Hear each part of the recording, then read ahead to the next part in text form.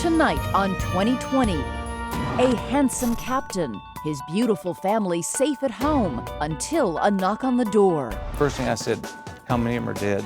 You cannot look at that crime scene and not have the word madness come up. All of them gone, except the tiny toddler left alive in her crib. Did anything ever scary happen in that house? You just stop. The world stops. 25 years later, locked away in a cold case file, a shocking discovery. What was in this box is what proved to be the linchpin in this case. Yes, ma'am. I stopped dead in my tracks. You won't believe the twists this story takes. Why didn't he kill me? Why didn't he? Witness. Here now, Elizabeth Vargas and Chris Cuomo. Hello, I'm Elizabeth Vargas. Chris is off tonight. Imagine having to live life with the excruciating murder of your wife and two of your three little children and never knowing for sure who did it. Or being the sole survivor of that rampage and not knowing why you were spared or if the killer was coming back for you. That was the agony two people lived with for nearly 25 years until a cold case turned red hot and a killer was brought to justice. Here's another look at the nightmare on Summer Hill Road.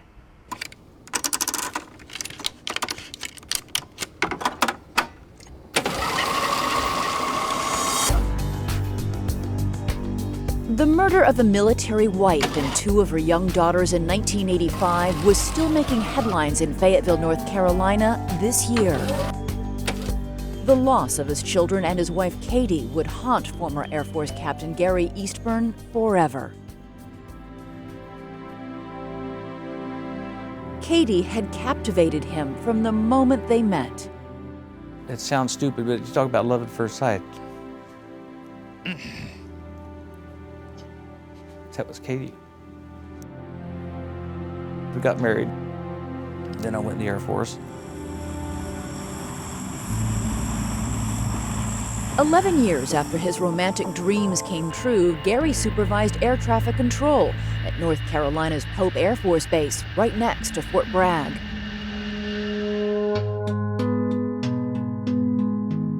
By then, Gary and Katie had three daughters, 5-year-old Kara, 3-year-old Erin, and Jana, just under 2. They lived at 367 Summer Hill Road. The next-door neighbors were Bob and Jeanette Seafeld. They were just precious, precious little girls. And what about Katie? Did you get to know her at all? I would say she's the most devoted mother I'd ever seen. In the spring of 1985, the #1 song was Don't You Forget About Me by Simple Minds. It was featured in The Breakfast Club, a big hit at the movie house. Ronald Reagan was in the White House. That spring, Gary Eastburn was nearing the end of a 10-week training course at Maxwell Air Force Base in Alabama, 500 miles from home. Family matters, like putting their dog Dixie up for adoption, fell to Katie, who had been alone with the girls for 2 months. She and Gary stayed in touch by writing letters in a time before email and cell phones. And every Thursday night, Gary called Katie from the barracks payphone. But one Thursday night in May 1985, that pattern was upended. That was the night I called her and she didn't answer the phone. She had never missed the Thursday evening phone call. No. Unable to leave his military post, Gary says he frantically called home for 2 days and nights. By Sunday morning, Mother's Day, the neighbors were also concerned. After noticing the Eastburns' newspapers were piling up, they went next door to investigate. Rang the doorbell and didn't get any answer. Sounded like a baby was crying. The Seafelds called authorities, and sheriff's deputies, when they arrived, broke into the locked house. They found 21-month-old Jana in her crib, crying, dirty, hungry, and thirsty. Police handed her to the waiting neighbors. So I just laid her down in my bathroom on the rug there, and I changed her. I grabbed an old t-shirt and I just put that on her. Then I went to the kitchen table with her and I had a glass of milk. And so I started giving it, but she would put her hands around the glass and just try to force it. you know, because she was so thirsty, you know. Her little teeth were really black from, I guess, dehydration. An ambulance was called for Jana. Doctors say she was only hours away from death. But she was the lucky one. Back inside the Eastburn house, everyone else was dead. Her mother and her 2 sisters had been murdered in their beds. Calls went out to homicide detectives Robert Biddle and Jack Watts. I was, in fact, at my mother's house at the time because it was Mother's Day. It was right around between 12:30 and 1 that I got the call, and I proceeded over to Summerhill. It was their first day on a horrific case that would involve them for more than 2 decades. The detectives took us through the former Eastburn home. Another family now lives there. And this is the first time we've been back in this house since 1985, and it's a strange feeling. It was in these rooms that they found the bodies of Aaron and Kara Eastburn and that of their mother, Katie, who had been murdered and raped. Here, in this area here, was her sneakers. The laces still tied. I think her panties were there. And they had been cut off of her? Yeah, yes, ma'am. This is the room in which Jana was left. She was left in this room. In the crib. In the crib in here. Police believe the surviving toddler was in that crib for nearly 3 days before neighbors heard her cries, and that the murders going on around her happened on that Thursday night. Her mother didn't answer the phone. As we came down the hall, Aaron was laying over here on this side. On this side of the bed? On this side of the bed. Katie was over about where the edge of this bed is right here. She was laying over here on her back. And her blouse was pulled apart, blouse and bra, and her throat was cut. Both multiple stab wounds. Down the hall from her mother and her 3-year-old sister, police found 5-year-old Kara in the same condition. Police think she was trying to hide from the killer. She was found in her bed, under a Star Wars blanket. There was multiple stab wounds to her chest, and also her throat had been cut. I can picture that little baby there with that blanket over her head trying to hide. That's the picture I see. And,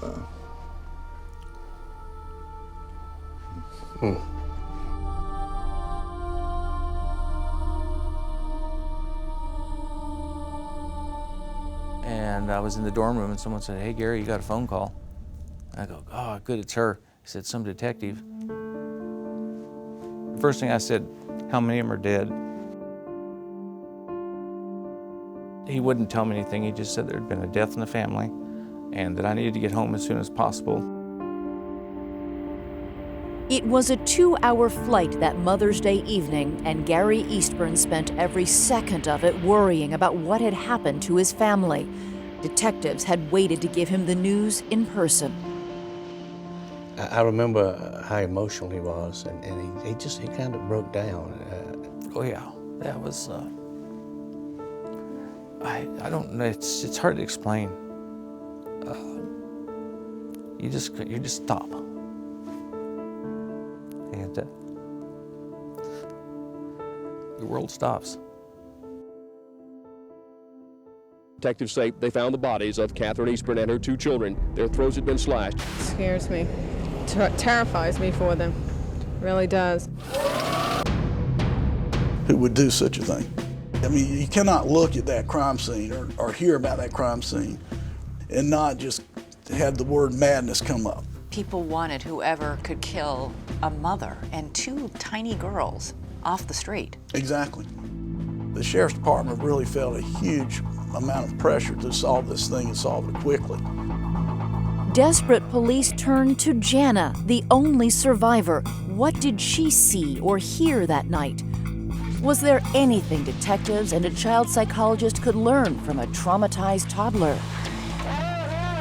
You'll meet her when our story continues.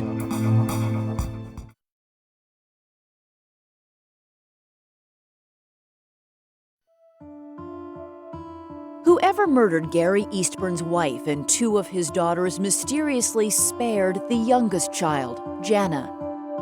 I was so relieved to find that one was still alive. She saved me, I think. Jana did? Yeah. If they'd all been gone? Whew. I don't know what I would have done. She gave you a reason to go on. She did. Detectives wonder whether the little survivor might help them, too. They are so desperate for leads, they try something extraordinary, taking Jana to visit with a child psychologist, Dr. Helen Brantley. Who is this? Mommy. At one point, Jana kisses a picture of her murdered mother. Oh, that's nice. Did anything ever scary happen in there? As deputies videotape, the doctor delicately probes for any memories of that night, and there are some. In her report to the authorities, Brantley writes Jana said, quote, "Hide from the burglar so he doesn't get us," and "He's going to come get me." She talked about hiding, and at one point she said, "Shh, be quiet. I can't kill her anymore." So she heard things. Brantley says the child probably heard the killer but could not identify him. She was just too young to help.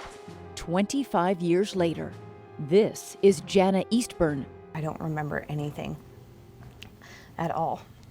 But it must be a burden of its own. It is. It's really hard for me. I feel like I'm like disconnected from it.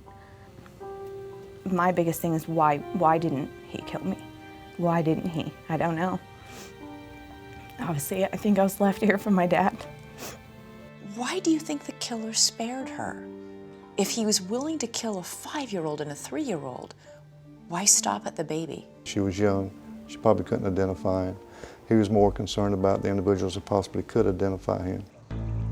Jana may not have been able to help, but in the days after the murders, detectives soon found others who could. A woman down the street tells them she saw a car parked near the crime scene, a little white Chevy Chevette. Then Patrick Cohn, a 20-year-old from around the block, flags down a deputy. Say, look now. The investigation was later depicted in a television movie, Innocent Victims, based on a book by journalist Scott Wisnant. Man coming out, now he was carrying something like That Sunday night, a young gentleman named Patrick Cohn said, "I saw somebody leaving the house about 3:30 that morning." A man comes down the driveway with a bag over his back. He passes Pat within 3 feet and he says to Pat, "I'm getting an early start today." Cohn helped create a composite, giving police their first idea of what the killer might look like. Detectives also learned that Katie had written to Gary about a man who adopted the family dog just days before the killings. She mentioned that he come over and said, he seemed like a pretty nice guy. Earlier today, authorities issued a press release requesting information on an individual who apparently picked up the family pet, Dixie. The man who adopted the dog is Tim Hennis, a 27-year-old Army sergeant married with a 2-month-old daughter. And when they see that news broadcast, Hennis and his wife Angela come forward. I think he expected to go down there, give a statement, and be cleared and sent home. The detectives say Hennis looked strangely familiar. I stopped dead in my tracks. They realize he's the spitting image of the composite. Police ask, and Hennis readily agrees to give hair, blood, and fingerprint samples. He had no idea that at the same time, witness Patrick Cohn was pointing to his picture in this photo lineup. No hesitation. There's number 2, just that fast. The detectives' interest grew even stronger when they escorted Hennis and his wife to their car, a little white Chevy Chevette. Later that night, Tim Hennis is arrested. Investigators say the arrest of Army Sergeant Timothy Hennis early this morning capped off one of the most intensive murder investigations in Cumberland County history. With Hennis in custody, investigators continue to build the case against him. Police learned before the bodies were discovered that someone had used Katie Eastburn's ATM card. Bank transaction records led detectives to the next customer to use the machine. And she ultimately picked Tim Hennis out of the photo lineup and said, "That's the man I saw use the ATM right before I did." You follow the evidence, and around every corner, there stood Tim Hennis. Every corner we turned, there was Tim looking right back at us. Why would a family man with a daughter about the same age as Jana Eastburn and no history of violence commit such a heinous crime? Police trace his motive to something he failed to tell them. On the night of the murders, with his wife and baby daughter out of town, Hennis went to see an ex-girlfriend. Police say when she rejected his advances, he went out into the night looking for sex. They say he wound up at Katie Eastburn's, whom he had met 2 days earlier when he adopted their dog. And Katie Eastburn was a very attractive woman, young and attractive. He went over there, and I think he misread her. It went too far, and then he had to kill everybody. But, I mean, that's a big leap. Sure it is. To go from wanting to have sex with a woman to butchering her and her 2 little girls. I understand that, but I don't know what else, I don't know how else you can describe what happened in that house or why he was there. Why all the rage in this, the overkill? He just went over the edge. He is capable of extramarital sex just like millions of other men in this world are. Does that mean he's capable of holding a knife to a 5-year-old's throat and cutting it from ear to ear? A jury would answer that question in a trial that began a year after the murders and packed the courthouse. Courtroom seats for the Hennis trial have been at a premium these past weeks. I'm curious of what's going to happen and how the family's reacting to it. People literally were getting in fights, lining up to get in the courtroom the morning of the trials. Billy Richardson was one of Tim Hennis's lawyers and was quick to point out to the jury that there was plenty of physical evidence, fingerprints, hair, footprints. None of it matched his client. At a time before routine DNA testing, even semen found during Katie Eastburn's autopsy led nowhere. There is a significant amount of foreign evidence in that house showing that a male has been in that house that is not Captain Eastburn and is not Tim Hennis. Well, who the heck is it? Were you satisfied that they had the man who killed your family? Absolutely. Late on the afternoon of July 4th, 1986, the jury returned its verdict. Tim Hennis was found guilty on all counts. 4 days later, he was sentenced to death. Did you feel that's what he deserved? Yes, ma'am. Why? Well, Aaron Eastburn, Katie Eastburn, Kara Eastburn, that's why. With Tim Hennis on death row, it seemed the case of the horrors on Summerhill Road was closed. But then the mystery only deepened. In his prison cell, Tim Hennis receives a letter. It reads, "Dear Mr. Hennis, I did the crime. I murdered the Eastburns. Sorry you're doing the time. Thanks, Mr. X." Is the wrong man about to be executed? Every fiber in my being believed he's innocent. Stay with us.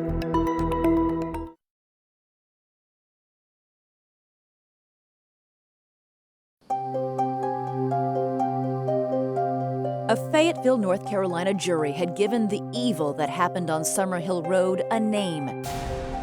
And it was Tim Hennis. Hennis lawyers feel the jury's decision was based more on emotions rather than the evidence in the brutal murders of Catherine Eastburn and 2 of her children. In spite of the verdict, Hennis's lawyers and his family continued to insist he was no killer. We knew that he was innocent. On death row, the man convicted of murdering Katie Eastburn and her 2 daughters gets regular visits from his wife, Angela, and their daughter, Christina. There was a plexiglass wall that would separate him from his daughter, and she would beat her fist on the wall and, open it, Daddy. I wanted to open it, Daddy. And that was the hardest thing for him to take.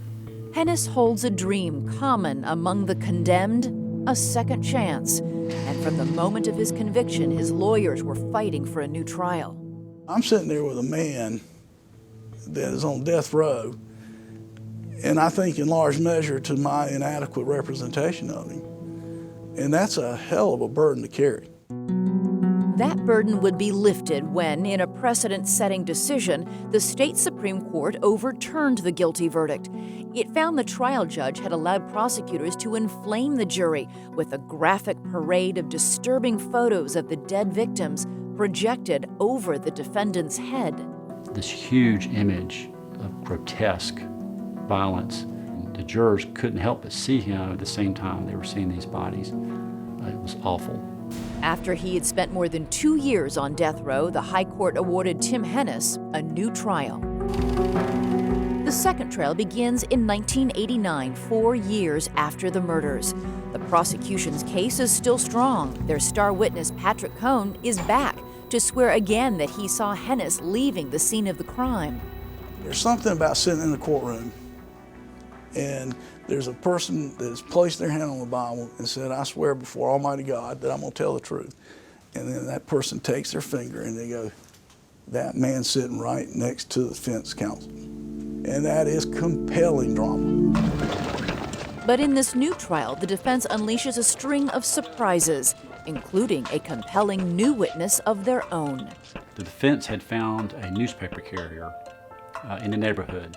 She saw a shortish white male leaving the house with long, stringy hair. Clearly not Tim Hennis. The defense emphasized no physical evidence tying Hennis to the crime scene, and they noted there were other potential suspects, like the mysterious Mr. X, who was mailing letters to Hennis and authorities taking credit for the crimes. Do you think whoever wrote that committed the crime? The one rule I have in this case is nothing in this case surprises me. The second trial was filled with surprises, but the most explosive was a new strategy. The defendant himself took the witness stand. In the first trial, defense lawyers had decided against that. They worried that the muscular 6'4" Hennis was a big man with a short fuse and a bad attitude. I thought he probably one of the most arrogant human beings I'd ever seen. His own lawyers were afraid Hennis might be set off by a prosecutor. What were you afraid would happen if Tim took the stand? I thought Tim would come out over the witness table and get in a fight with him, really. But keeping Hennis off the stand hadn't kept him from being convicted, and the second jury hears Hennis himself swear he didn't do it. But do they believe him? The husband and father of the victims, Captain Gary Eastburn, wasn't convinced. Did anything in that second trial make you doubt, even for a second, that Tim Hennis is the person who killed your wife and daughters? No. I put my hand on heart and say no. He's guilty. He did it. The jury in the first trial thought Tim Hennis did it too. They sent him to death row. But not this jury.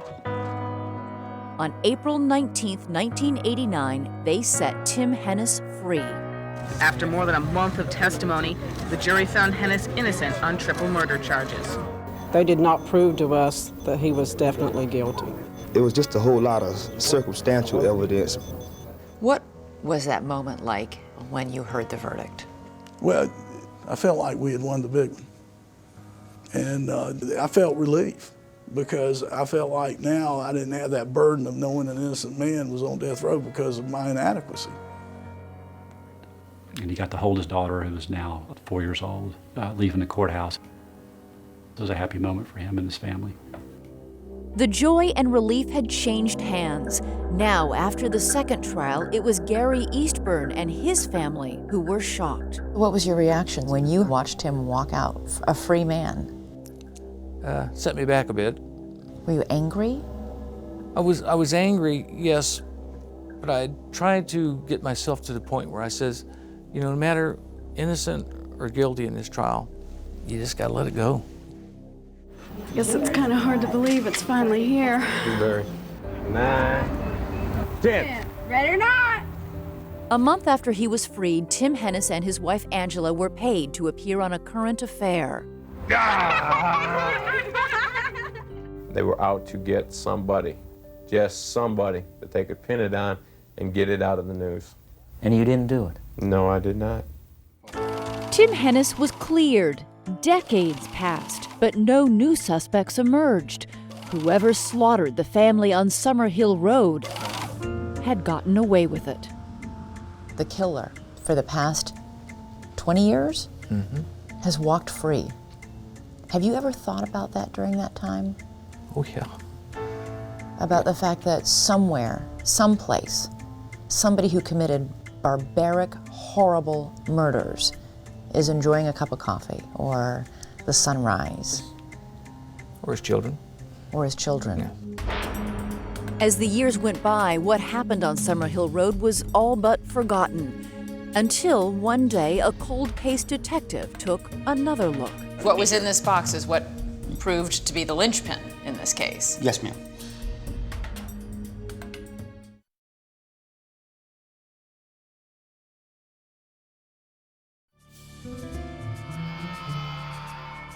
What happened on Summerhill Road would haunt two families for more than 2 decades. Gary Eastburn says in those years he focused on the only child the killer had spared, Jana, his youngest daughter. Jana was my first, second, third, fourth, and fifth priorities. Her well-being. He's always given me anything I've needed or wanted and always been there for me.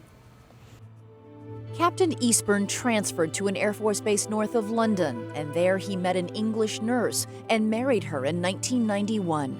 Jana was 8 years old at the time and now had a stepmother. And she really is the only mom that I've ever known, and I wouldn't want her to feel any other way about that. As for Tim Hennis, after he was set free, he returned to his family and resumed his career in the Army, which often took him away from home and hearth. He served in the first Desert Storm War. He served in the war in Somalia. He got promoted multiple times and nothing but good marks. Journalist Scott Wisnett, who wrote the book Innocent Victims, later an ABC television movie, says the title refers to both the Eastburns and Tim Hennis. And the point of view was that Tim Hennis was not guilty of these crimes. Shortly after the second trial, a book came out called Innocent Victims. Did you read the book or watch the show? I've never read the book, never seen the show. I was asked that question you just asked, and they asked me, did I read the book? And I said, I have not. And they said, why not? And I said, I don't read fiction. Not guilty. I think the book probably annoyed him. The TV movie pissed him off. Mr. Hennis, you are free to go. And they still thought they had the right guy all along. Yeah, I have a warrant for your arrest. The book and the movie suggested that after police wrongly arrested Tim Hennis, they failed to investigate any other leads or potential suspects. Look at that. Nothing on that board relates to Tim Hennis. The movie ends with a reminder that the case was never closed. We've got a 25-year-old case that hasn't been solved. If there ever was a case that cried for justice, that cried for looking at all the facts, looking at all the evidence, it's this case. The case that once transfixed Fayetteville, North Carolina, had become a box on a shelf, a time capsule of an unsolved crime. And there it sat, year after year. And this section here is going to be predominantly for all homicide investigations. 20 years after the murders, Captain Larry Trotter of the Cumberland County Sheriff's Department was working the Cold Cases Unit. So you were looking up at a shelf one day and noticed what? I saw a box that large and realized there had to be something pretty significant to it. Then obviously put a lot of work into it for a case that didn't get solved. Here we have Catherine Eastburn's necklace. Sifting the evidence from the killings of Katie, Kara, and Aaron, a necklace, a lock of hair, bloody bedding, Trotter found the one clue that would lead to the real killer. This is going to be a swab from Catherine Eastburn. It would be the vaginal swab box. The vaginal swab. What was in this box is what proved to be the linchpin in this case. Yes, ma'am. The DNA. Yes, ma'am. The DNA. Authorities say vaginal swabs from Katie Eastburn's autopsy contained semen from the man who they say raped and then killed her and her daughters. When the crime was investigated in the mid-'80s, DNA testing was not available, but it was now. Captain Trotter sent the swab off to the state crime lab. Detectives called Gary Eastburn with the results. I'm the one who called Gary. I said, "Are you sitting down?" He said, "No, should I?" And I said, "Take a seat, take a deep seat." The killer revealed. Stay with us.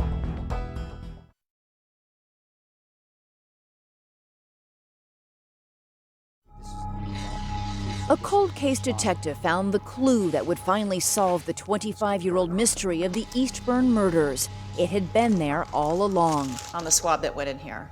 Hidden in the DNA of semen the killer left inside Katie Eastburn after raping her. With a certainty of 1 in 12,000 trillion, crime technicians identified the man. A lab person calls me, a young lady in her late 20s who was probably about 4 years old when this occurred. She said, "I have a hit on your Hennis case." He said, "Whoa, who is it?" She said, "Well, it's him." He said, "Him who?" She said, "It's Tim Hennis. That's his DNA." Tim Hennis, the man who had been acquitted 20 years earlier, cleared of a terrible crime. The case had come full circle, back to the very man detectives had first suspected. What did you do? I just wanted to jump up and scream. I was so happy. It was vindication. It was vindication. Exactly. But Hennis's supporters, including former defense attorney Billy Richardson, say they're not convinced by the new evidence. The science in this case says that Tim Hennis, his sperm was found inside Katie Eastburn. Not necessarily. But what could anybody do to a sperm sample to make it? Try contamination. I mean, the stuff's in with all the other stuff. I mean, you can't convince me that somebody hadn't put the stuff and mixed it all together. Mix what all together, though? There's only one sperm sample in all of those evidence boxes that comes from the inside of... That lab has been called into question numerous times. I mean, there's an investigation going on right now. I still don't think he did this. Something is wrong. Scott Wisnant, who wrote a book proclaiming Hennis's innocence, refuses to believe he was fooled. How could he be guilty of this? You know, how could he mislead all these people all this time? How did he pull this off? It shook me to the foundation. If Hennis's supporters were shocked, imagine the reaction of the husband and the father of the victims, Gary Eastburn. I'm the one who called Gary, and I said, "We've got some DNA reports. They match Tim Hennis." You could knock me over the feather when I got that call that day. And it was this long silence, and I kept saying, "Gary, Gary, Gary." I started crying. It was just hit with this wave of emotion. I just like, God, I don't believe it. And got one more shot to see this man get justice. Just one thing now stood between Gary Eastburn and justice: the Constitution. It prohibits double jeopardy, trying somebody 2 times for the same crime. But determined prosecutors discovered a little-known loophole. The state couldn't touch Hennis, but because he was a soldier, the U.S. Army could. They ordered Hennis out of retirement and back into uniform. And he got a knock on the door, said, "You're reactivated, you're coming to the Army." And he was furious about it, understandably. I mean, he had carved out a life for himself. What is this about? Hennis had retired to Washington State near Seattle, something the Eastburns were shocked to find out, because that's where Gary Eastburn and his second wife had also settled, as had Jana and her boyfriend Brenton Siebenbaum. This guy lived 30 minutes from us. All the way across the United States, this guy lived 30 minutes from us. It's a pretty amazing coincidence. Scary. How's my girlfriend supposed to sleep at night, knowing that this man's walking around free? That's hard. My biggest fear always was that seeing him or knowing that he was anywhere near me. And so obviously when we found out that he lived in the Northwest, that was like really shocking towards me. That was my one thing I never wanted to happen. But Hennis would soon be leaving the Northwest. The Army had ordered him back to Fort Bragg. I'll tell you again, you need to be back over there, not near the sidewalk.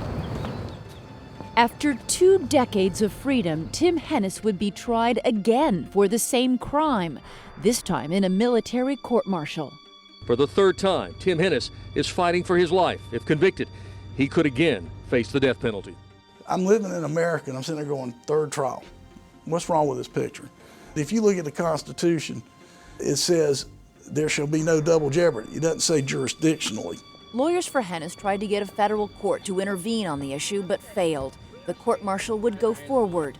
And in this third Hennis trial, there would be a new witness, Jana, the little survivor, all grown up and determined to testify.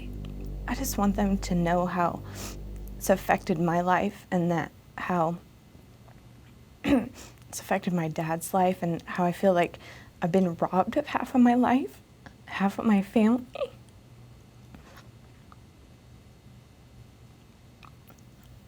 And I just want to have closure for them, really. They deserve that. When we come back, Tim Hennis's own lawyers suggest he has been keeping a secret, a shocking new defense bombshell, and a third verdict next.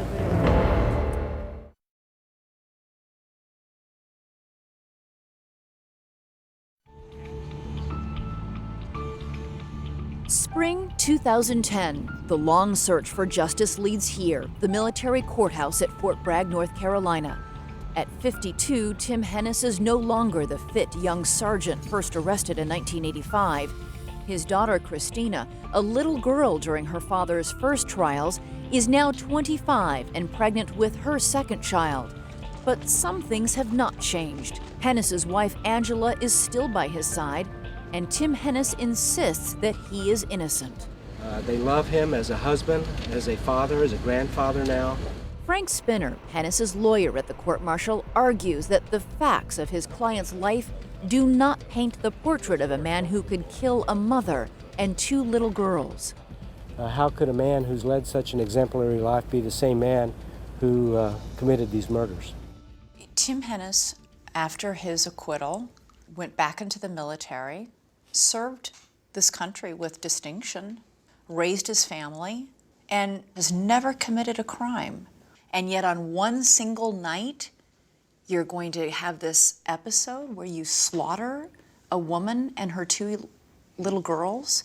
How does that add up?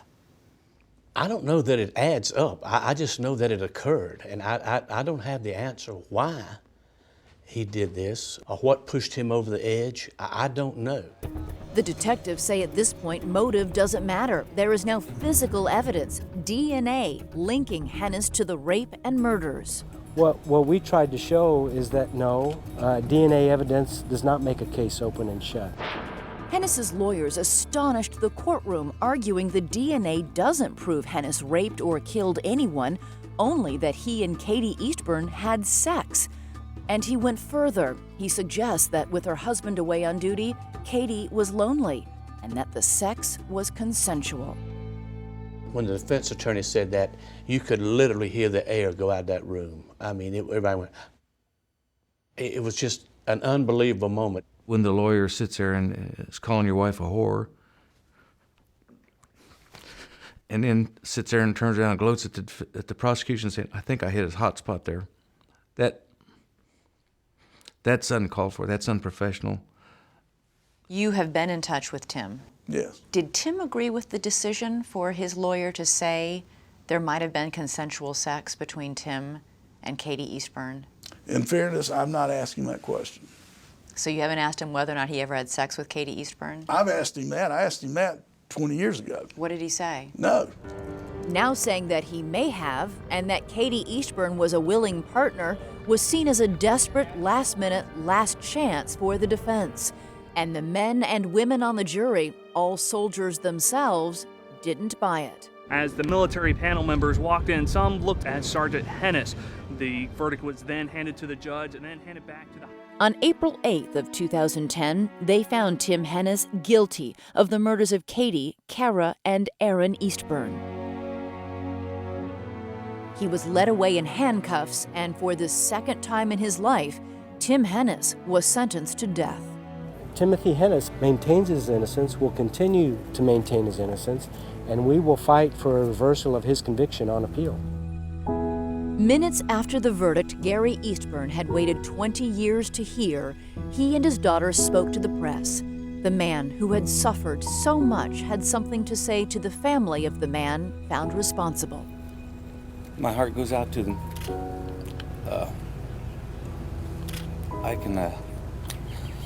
can certainly relate to the pain you're feeling. And my heart goes out to them. For the Hennis family, the case will go on. And I hope none of you feel that I'm gloating over this. I'm not. I just feel like justice has finally been done. For the family that once lived in the house on Summerhill Road, it is finally over. Tim Hennis is currently on death row in a military prison in Fort Leavenworth, Kansas, appealing his conviction. That's our program for tonight, but stay tuned for Nightline after your local news. I'm Elizabeth Vargas. For all of us at 2020 and ABC News, have a great night.